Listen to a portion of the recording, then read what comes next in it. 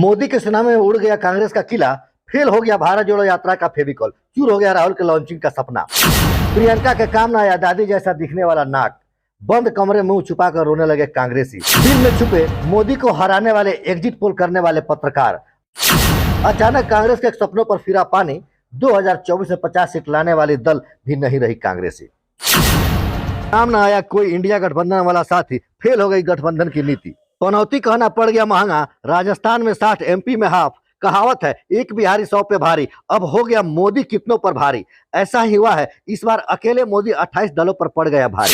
28 दल तो छोड़िए, जहां लोग कह रहे थे कि कांग्रेस यहां से हारेगी ही नहीं, वहां पर कांग्रेस हो गई फुस और कांग्रेस के सभी सपने हो गए चकनाचूर। नहीं काम आया इंडिया गठबंधन, नहीं काम आया महागठबंधन का कोई साथी। मोदी की गुगली ने एक साथ कर दिया सबको बोल्ड। देश ने मोदी के नाम पर जो जनादेश दिया, बीजेपी ने 3-1 से 2024 के सत्ता के सेमीफाइनल का मैच जीतकर फाइनल में प्रवेश कर लिया। तेलंगाना के नतीजे भी बीजेपी के पक्ष में रहे।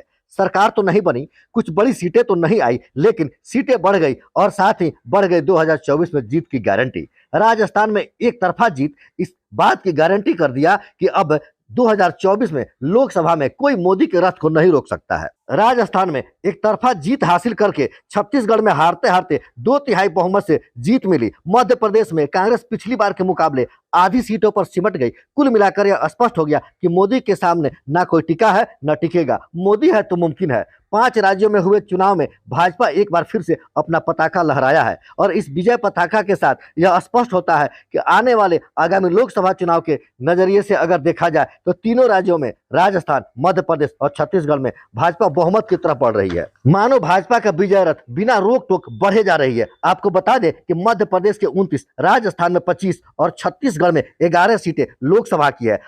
आपको बता दें कि विधानसभा की प्रचंड जीत सुनिश्चित करती है कि बीजेपी इन तीनों राज्यों में लोकसभा के चुनाव में भी इंडिया गठबंधन पर भारी पड़ेगी और बहुमत प्राप्त करेगी। और यह भी साबित हो गया है कि मोदी के सामने न राष्ट्रीय न क्षेत्रीय कोई भी पार्टी अब न टिक पाएगी, न टिकी है न टिक पाएगी। सब मोदी मैजिक के सामने फेल है। राजस्थान में जादूगर का भी जादू हुआ फेल। मध्य प्रदेश में कमलनाथ का मंत्र भी न आया काम। आम लोगों का भरोसा पीएम मोदी पर ही रहा। इसी का असर है कि मध्य प्रदेश में सत्ता विरोधी लहर को पीएम मोदी का चेहरा ही था जो एक तरफा समर्थन में बदल दिया और जो सत्ता विरोधी नीति चल रही थी वह समर्थन में परिवर्तित हो गई। मोदी ही है जो राजस्थान, मध्य प्रदेश और छत्तीसगढ़ में ताबड़तोड़ रैली करके तमाम कयासों और एग्जिट पोलों को झुटला करके बीजेपी को तीनों राज्यों में प्रचंड बहुमत दिला दी। आपको बता दें कि मध्य प्रदेश में कांग्रेस 2014 में 118 सीटें जीतने में सफल रही थी, वहीं आज 2023 में 70 के आसपास ही रही।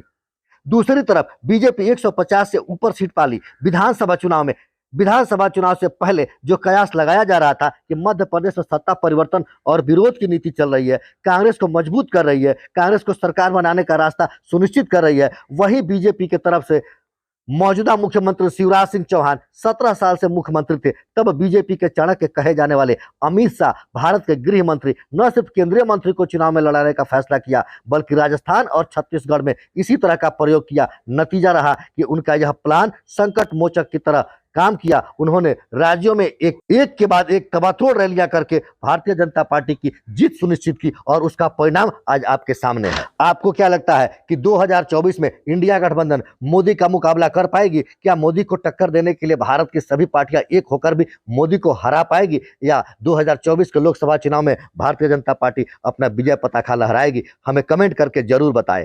धन्यवाद।